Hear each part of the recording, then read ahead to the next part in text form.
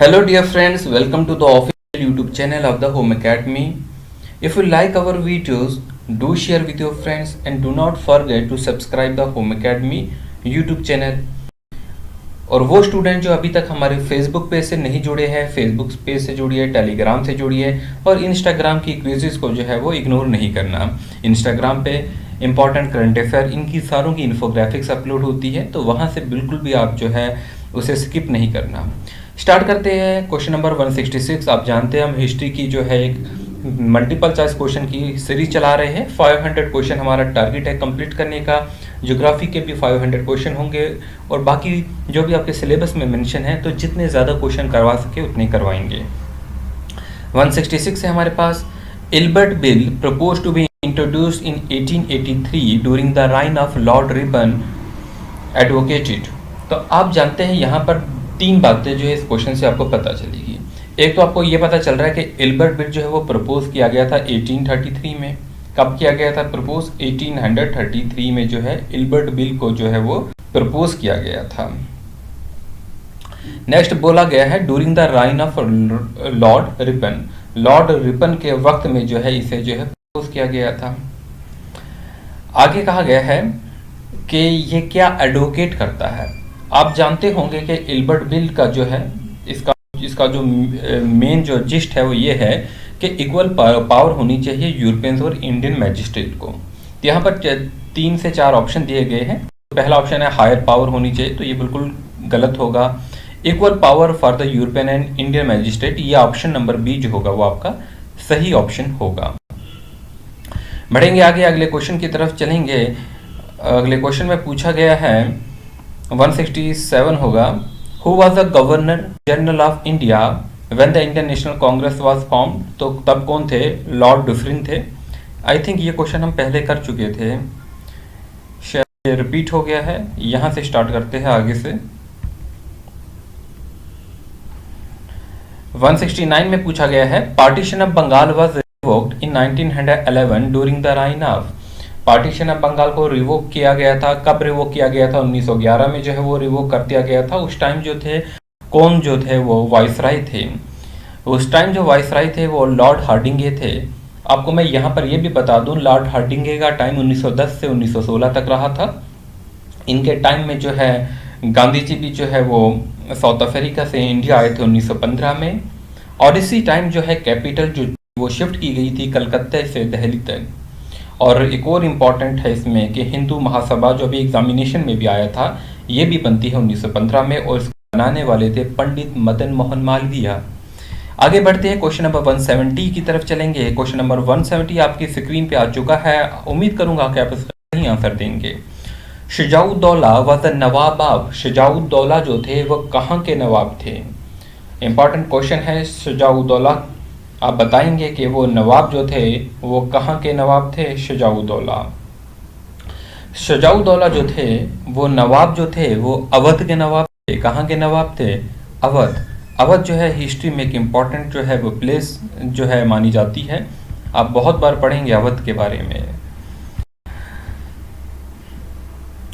यहाँ पर जो है चेत सिंह जो है वो एक रूलर थे who had conflicts with the Warren Hastings was the ruler of। ये वेरन हास्टिंग के साथ इनका कन्फ्लिक्ट था और ये पूछा गया है कि कहाँ के रूलर थे। वेरन हास्टिंग का टाइम पीरियड 1774 से 85 तक था। गवर्नर जनरल ऑफ बंगाल थे। अब इस टाइम जो है चेत सिंह से जो है इनका कन्फ्लिक्ट था और चेत सिंह जो थे वो बनारस के जो है वो रूलर थे। क्वेश्चन नंबर 172 की तरफ चलेंगे। 172 स्क्रीन पे आपका आ चुका है। Hafiz Rahman Khan was the ruler of. Hafiz Rahman Khan जो थे वो कहाँ के रूलर थे? वो रूलर थे रोहिलियास के। रोहिलियास के जो है वो रूलर थे। आप जानते हैं रोहिलियास कौन थे? हिस्ट्री में पढ़ा होगा आपने। अब यहाँ पर मैं आपको क्वेश्चन जो है वो लेके आया हूँ। 175 क्वेश्चन की तरफ देखिए।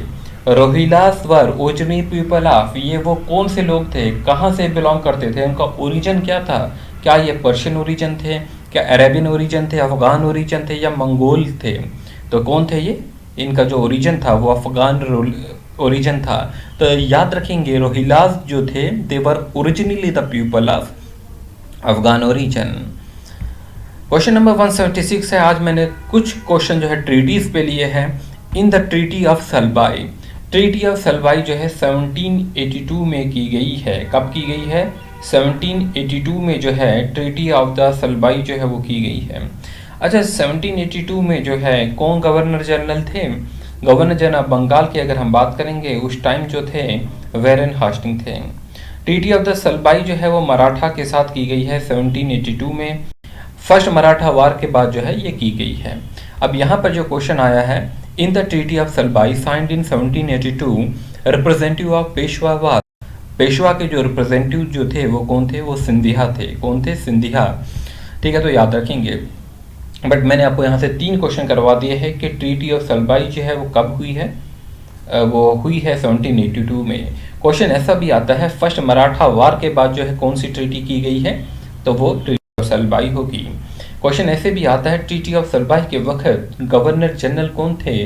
वेरेन हास्टिंग थे। क्वेश्चन ऐसे भी आ सकता है जो यहाँ पर आपकी स्क्रीन पे है कि जो है ट्रीटी ऑफ सलबाई जो साइन की गई है, इसमें जो रिप्रेजेंटेटिव थे पेशवा के वो कौन थे? तो आप याद रखेंगे सिंधिया के बारे में। अब जो प्लेस है Salbai remained not far away from, तो ये प्लेस कहाँ पर पड़ती है? तो आप जानते हैं सिंधिया परिवार, इनके बारे में, ये ग्वालियर से थे, तो ये प्लेस जो है ग्वालियर से ज़्यादा दूर नहीं होगी। आगे चलते हैं, अगला क्वेश्चन हमारे पास जो है इसे स्किप कीजिए। क्वेश्चन नंबर 179 की तरफ आइए। 179 में पूछा गया है, डूरिंग विच एंग्लो मैसूर वार Tipu Sultan face death while fighting.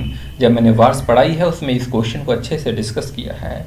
हमारे पास एंग्लो मैसूर वार की अगर हम बात करते हैं, 4 हमारे पास एंग्लो मैसूर वार होती है।